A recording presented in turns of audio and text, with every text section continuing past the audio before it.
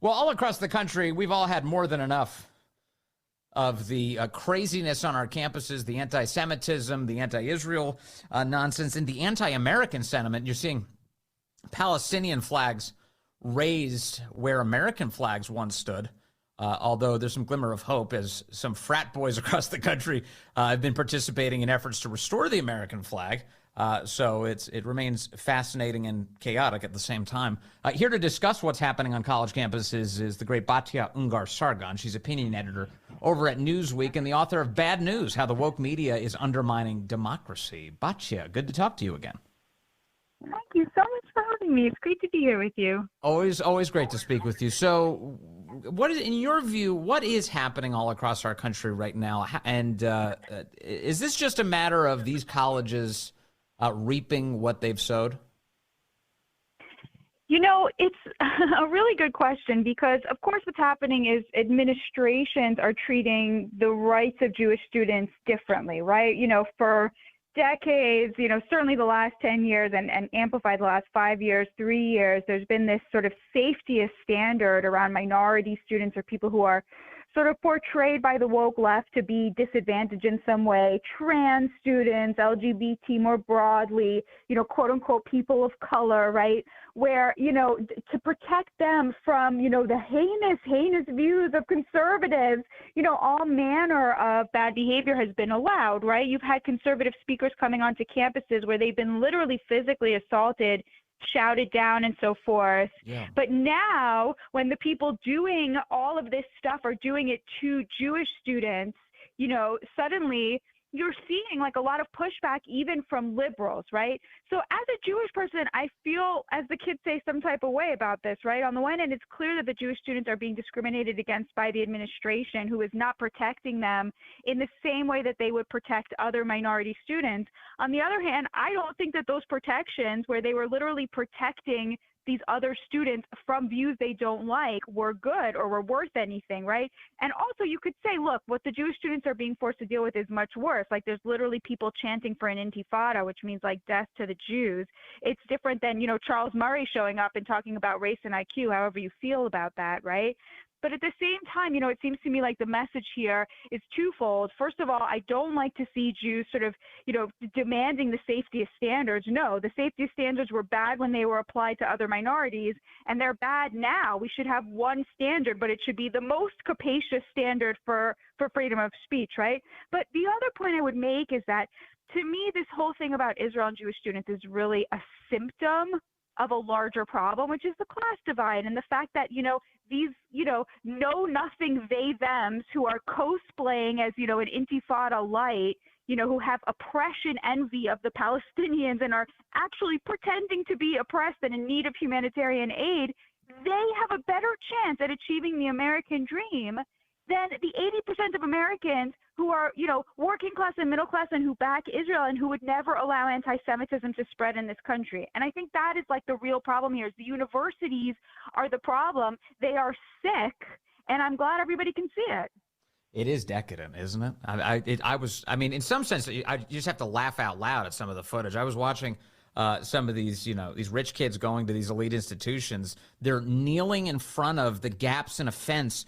They're getting their Uber Eats deliveries handed to them through the fence, and they've got their keffiyehs, and they're acting like they're in a Save the Children commercial, like taking the food, and it's just ridiculous. The whole thing is preposterous. And then, in fact, they're doing press conferences outside of Hamilton Hall at Columbia this past week, where they're claiming that it's an atrocity that the university's not delivering their meal plan directly to the building they just took over, and saying that students are going to, quote, die of starvation inside.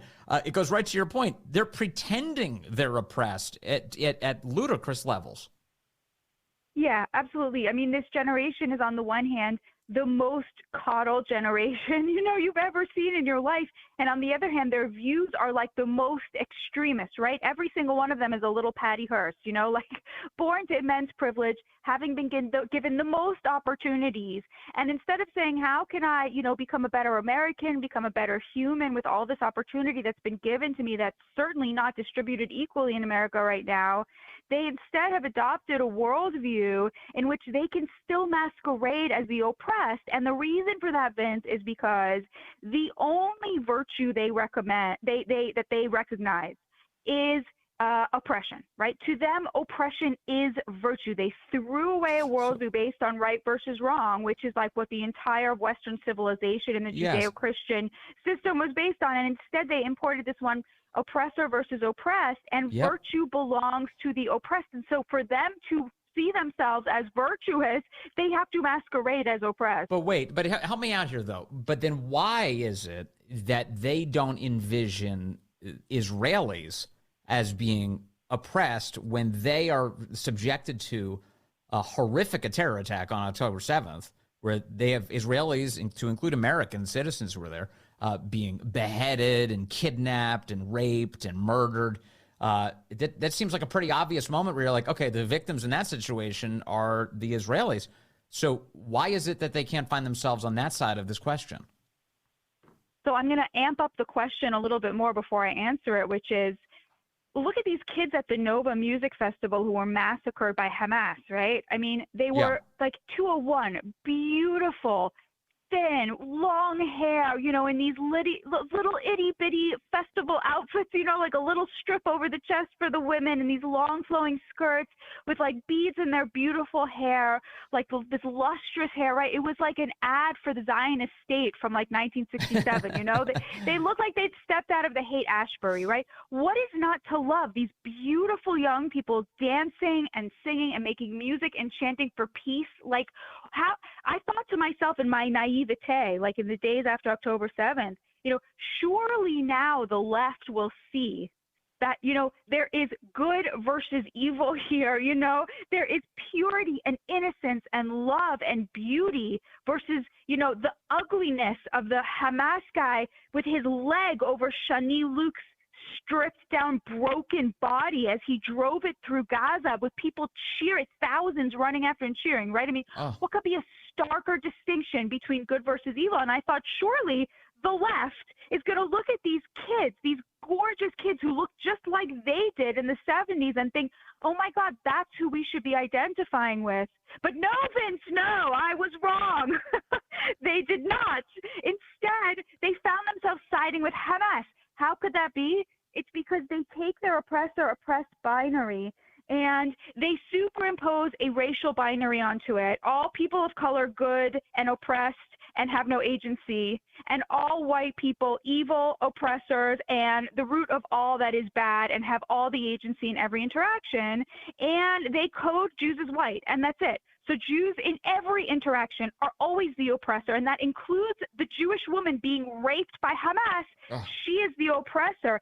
Jews are getting the white treatment, Vince. That's what's happening here. The left hates America. It hates the West. It hates white people, and they code Jews as white, and that's it.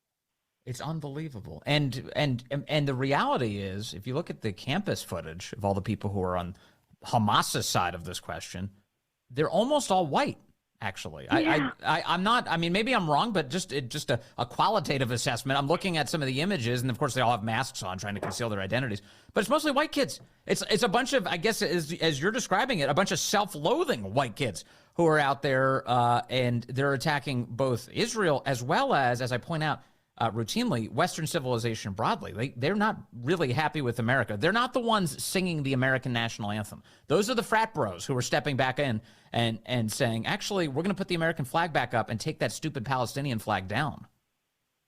Yeah, that's exactly right. They're white and they're girls, right? Have you noticed that? They're girls or they're gay or they're, you know, the they, thems, right? You know, yeah. I'm not just making that up, by the way. That's how they self-identify. I'm not just kind of, although, I mean, I would, not that this joke is beneath me, but, you know, and I think that that's really telling, you know, that this is like because these women, these white women have been written out of the oppression hierarchy and been forced to cede their, you know, oppression points to trans women, right, who obviously like weigh 3 times as much as them and are now beating them up in sports. Oh my God. They've lost their claim to that.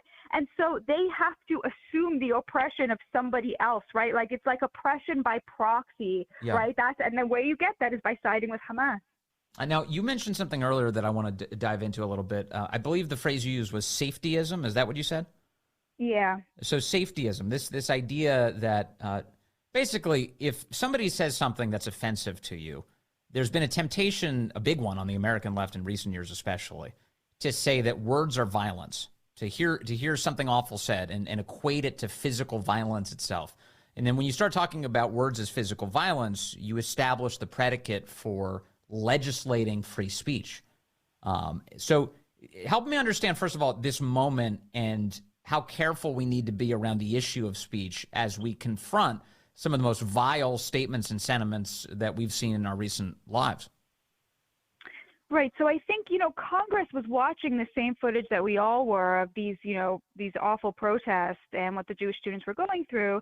And from a very well-meaning place, wanted to act and wanted to be able to say, look, we side with, the Jewish students and America and civilization in a meaningful way. Yeah. And I totally respect that. Of course, as a Jewish person, that gives me, the feels, and I'm happy to see that. But at the same time, I think the way they went about it was a little mistaken. What they did was, so they took the Civil Rights Act has Title VI, which says that any institution that gets federal funding cannot allow discrimination against a group based, one of these protected groups based on race and ethnicity, religion, and so forth. And what they essentially said was that in determining whether a violation had occurred, universities and other, Department of Education institutions that answer to the Department of Education must adopt, in order to see whether anti-Semitic discrimination against Jews has happened, they have to use the standard of anti-Semitism that's called the IHRA definition of anti-Semitism. Without getting into too much detail, this definition sucks. It's incredibly vague. It relies on examples, some of which are also very vague and triggering to Christians, although I think they're sort of overreading it a little bit, maybe willfully, maybe not, but it's vague and it's not a great definition. It's not a very American definition. It does not comport with, what is anti-Semitism, Vince? It's racism against Jews. That's it. It's wishing harm on the Jews, right? It's so simple and so obvious. And I just hate that they decided we need a new standard in the arena of speech, because while it's not as bad as some people are making it out to be, they're not out there saying the government is going to take reprisals against individuals for saying anti-Semitic things. That would be totally unacceptable. They're saying that this pre-existing law must use this definition, which I think is terrible. But you know what? It's just so unnecessary. It paints Jews as being sort of somehow uniquely vulnerable in this moment, which we are not. We are descended from the Maccabees, and we are not in danger from these ludicrous nincompoops on college campuses. And I just don't like it. I don't think it was necessary. And whatever threats might exist from people who would do harm to Jewish people, it would be in the form of actual violations of law, not the stupid things that come out of their mouth. So, exactly. You talk about the IHRA definition, and the legislation that you just referenced, passed by the House earlier this week, led by Republicans, also includes references to Israel in a variety of ways. Now, of course, they're really kind of vile ways that people would talk about Israel, definitely.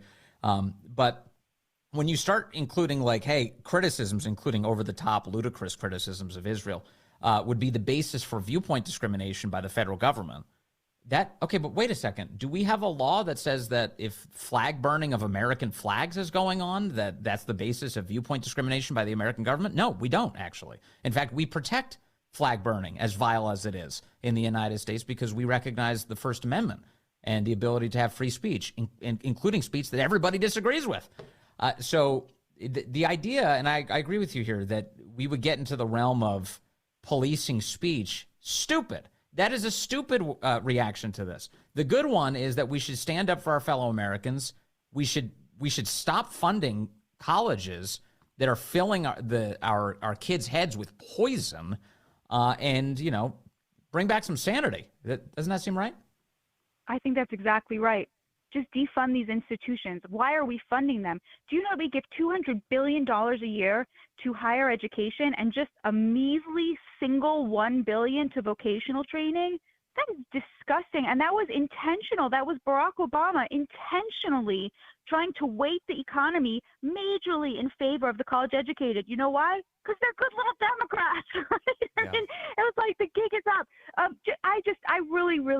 I totally agree with you. You know, why are we walking around trying to come up with a standard for speech when the obvious answer is, why are taxpayer dollars going to fund this? You're right. It's poison. These students all got this ideology straight from their professors. You know, it's so obvious. I completely agree with you. Yeah, and what is higher education given us, especially federally funded higher education? It's just given us more expensive degrees and radicalized a whole generation, and that's the last thing we need. Thank you very much, as always, Batya Ungar Sargon, just always doing such great work. Thank you for your time today.